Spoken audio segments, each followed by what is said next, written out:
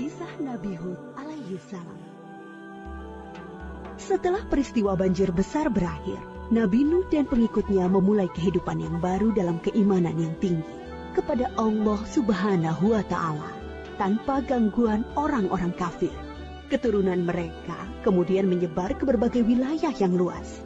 Ad adalah keturunan Nabi Nuh dan putranya Sam bin Nuh. Keturunan Ad kemudian dikenal sebagai kaum Ad. Kaum Ad bertumbuh tinggi besar, kuat, dan cerdas. Mereka tinggal di daerah dekat Yaman. Kaum Ad dianugerahi Allah daerah yang subur, sungai-sungai yang mengalir, kebun-kebun yang luas, dan hasil bumi yang melimpah. Kaum Ad pandai dalam tata kota dan pemerintahan. Mereka mahir membuat bangunan-bangunan tinggi, megah, dan indah dari gunung pasir di puncak-puncak bukit. Mereka juga membuat benteng-benteng yang kokoh dan saluran irigasi dan kolam-kolam. Ternak mereka pun berkembang dengan baik. Dengan anugerah Allah yang luas dan kerja keras mereka itu, kaum Ad menjadi makmur dan lebih maju dari kaum lainnya, serta lebih disegani. Hal ini membuat mereka sombong dan bermegah-megahan. Mereka menilai kemuliaan berdasarkan kekayaan dan kekuasaan. Pada mulanya, mereka adalah kaum beriman yang menyembah Allah. Lama-kelamaan, mereka mulai menyembah berhala dan patung-patung dari tokoh-tokoh mereka. Berhala yang mereka agungkan adalah Syamut dan Al-Hatar. Mereka menyerang kaum-kaum yang lain di sekitar mereka. Mereka selalu menang dalam peperangan. Mereka berlaku kejam dan sewenang-wenang terhadap para tawanan. Kehidupan sehari-hari mereka kemudian dipenuhi maksiat, penindasan kepada yang lemah, dan kedurhakaan kepada Allah. Di tengah masyarakat yang rusak itulah, Nabi Hud alaihi salam diutus Allah untuk menyampaikan ajarannya. Nabi Hud berasal dari keluarga kaya dan terpandang di kalangan kaum Ad. Akhlaknya mulia, cerdas, dan tidak terpengaruh oleh kerusakan kaumnya. Setelah sampai perintah Allah, mulailah beliau berdakwah mengajak kaumnya untuk kembali menyembah Allah. Hai kaumku, sembahlah Allah, tinggalkanlah berhala-berhala itu. Aku tidak meminta imbalan kepadamu atas semua ini. Upahku hanyalah dari Allah. Nabi Hud berdakwah dengan sabar tanpa putus asa. Tak henti-hentinya mengajak kaumnya untuk bertakwa kepada Allah, agar mereka terhindar dari azab Allah, sehingga mereka tidak mengalami nasib yang sama dengan kaum Nabi Nuh. Tetapi kebanyakan kaum Ad tidak mau mengikuti ajakan Nabi Hud. Mereka bersikeras untuk tetap menyembah berhala. Mereka menganggap Nabi Hud lemah akal dan gila. Dengarlah Hud, sembahan-sembahan kami telah mengutukmu sehingga engkau menjadi gila. Ucapanmu ngelantur, kacau. Itu karena kau menghina sembahan-sembahan kami. Kami tidak percaya pada ucapanmu. Datangkanlah azab yang telah engkau ancamkan. Kami tidak takut sedikit pun. Nabi Hud mengadukan kepada Allah atas perlakuan kaumnya.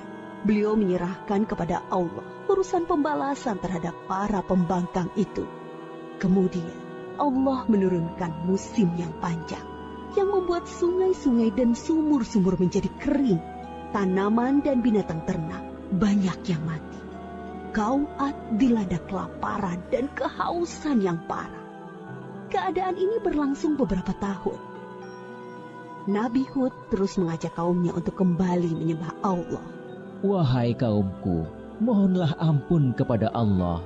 Niscaya Dia akan menurunkan hujan yang lebat dan menambah kekuatanmu. Tetapi kebanyakan dari kaum Ad itu tetap pada kesesatannya. Mereka memohon-mohon pada berhala itu untuk segera mengakhiri kemarau dan menurunkan hujan. Mereka tetap tidak mau menyembah Allah. Akhirnya tibalah ketetapan Allah, yaitu azab yang diancamkan kepada mereka. Muncul awan hitam membentang di langit. Gumpalan awan hitam itu sangat tebal dan luas. Orang-orang kafir melihat awan hitam itu sangat gembira. Mereka berlarian sorak-sorai menyongsong awan itu. Mereka mengira hujan lebat akan turun sebentar lagi. Sesembahan kita telah mengabulkan doa kita. Hujan akan turun. Kesengsaraan kita akan segera hilang. Ternyata dugaan mereka salah besar. Gumpalan awan itu adalah azab dari Allah untuk orang-orang kafir. Terdengar suara gemuruh yang menakutkan. Bertiup angin yang sangat kencang. Angin itu dingin sekali rasanya. Orang-orang yang semula berkumpul menyambut hujan menjadi panik berhamburan mencari perlindungan. Jerit tangis terdengar di mana-mana. Tolong! Oh, dingin sekali. Ampun! Aku tidak tahan. Tolong! Orang-orang itu putus asa dan menyesal. Tetapi sudah terlambat. Angin dingin itu bertiup luar biasa kencangnya. Selama 7 hari 8 malam. Menumbangkan apa saja yang dilaluinya. Pohon-pohon, gedung-gedung megah, rumah-rumah, patung-patung, berhala. Semua rusak porak-poranda. Setelah 7 hari 8 malam, topan itu berhenti. Negeri kaum Ad yang megah telah rusak binasa. Mayat-mayat orang kafir bergelimpangan di mana-mana. Tubuh yang tadinya gagah perkasa menjadi seperti batang pohon yang lapuk.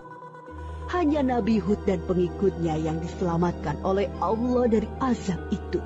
Mereka kemudian hijrah ke Hadramaut, membangun kehidupan baru di sana. Mereka hidup sejahtera dengan beriman kepada Allah Subhanahu wa Ta'ala. Nabi Hud wafat di tempat baru itu. Kisah Nabi Hud mengajarkan kepada kita bahwa kekayaan, kepandaian, kekuatan tubuh yang dibangga-banggakan kaum Ad akhirnya musnah. Kesombongan dan kesesatan kaum mereka mengundang amarah Allah. Kita harus menjadi umat yang maju dan kuat, tetapi jangan meninggalkan keimanan dan ketakwaan kepada Allah.